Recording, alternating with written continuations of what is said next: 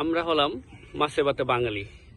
আসলে এটা আমাদের জন্মান্তর থেকেই এই প্রচলনটা চলে আসছে যে আমরা বাংলাদেশিরা মাছ খুব পছন্দ করি। আজকে আমার পুকুরে রমজান উপলক্ষে আমরা মাছ ধরবো এবং মাছের ঘনত্ব একটু কমিয়ে দেওয়ার জন্য আজকে এখানে আমি জেলেদেরকে নিয়ে আসছি এবং মাছ ধরবো। আপনারা দেখতে পাচ্ছেন অলরেডি উৎসুক জনতা, যারা মাছ নেওয়ার জন্য অনেকে আসছেন, অনেকে মাছ দেখার জন্য।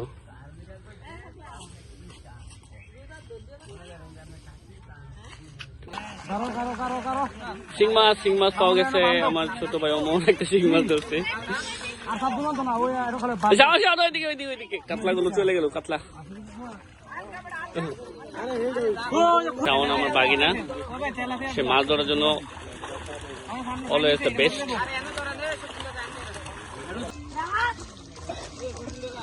দর্শক একটা আমাদের লই লই চলে, সমস্যা কি তোমার?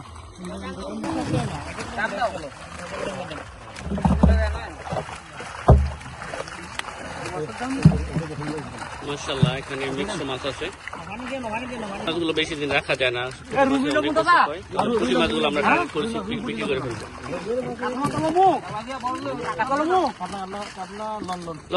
হ্যাঁ, নাও কয়েকটা নাও।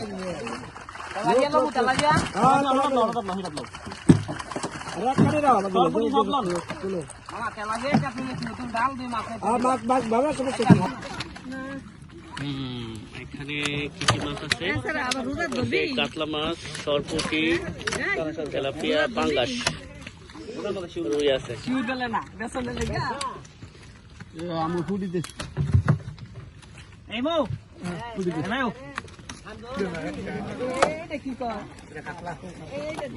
আমরা আবার দেখি কি কি মাছ আছে ওখানে। গ্লাসটা ছেড়ে দাও, গ্লাসটা ছেড়ে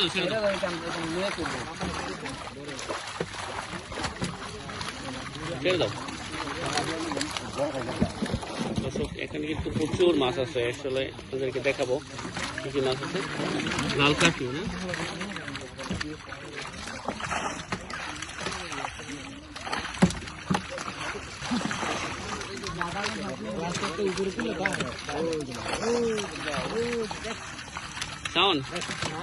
বড় একটা গ্লাস কাপ আপনারা দেখেন। মাশাআল্লাহ,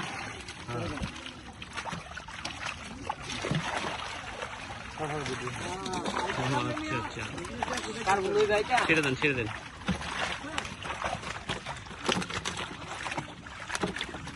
মাশাআল্লাহ, বড় একটা গ্লাস কাপ। মাগুর দেখি, কই ধরো। আমরা 2000 মাগুর চাচ্ছিলাম না শোন, একটা মাগুর মাশাআল্লাহ পাইলাম। এই প্রথম পানি কমার কারণে অত পাইলাম। রাখেন, এটা রাখেন, ভিতরে রাখেন।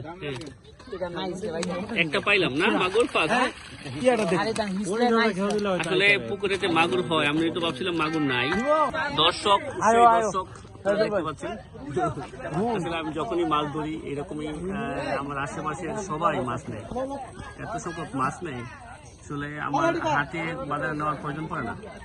এখানে প্রায় 2, 3, 4 মণ মাছ চলে যায় 10-20 মিনিটের ভিতরে।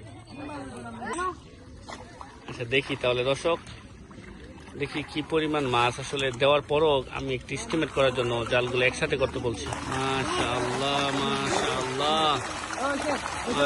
না একটু দেখি, একটু ইয়ে করো। মাশাআল্লাহ। দর্শক বলে রাখি, এখনো আমার পেজকে যারা ফলো বা শেয়ার দেননি, তারা আশা করি কৃষিবিদ থেকে চ্যানেলকে আপনারা ফলো দিয়ে পাশে থাকবেন। আর যারা অলরেডি ফলো করেছেন তাদেরকে অসংখ্য ধন্যবাদ। যারা এখনো ফলো করেননি, আপনাদেরকে সবাইকে অনুরোধ করছি আপনারা আমার চ্যানেলকে ফলো করবেন।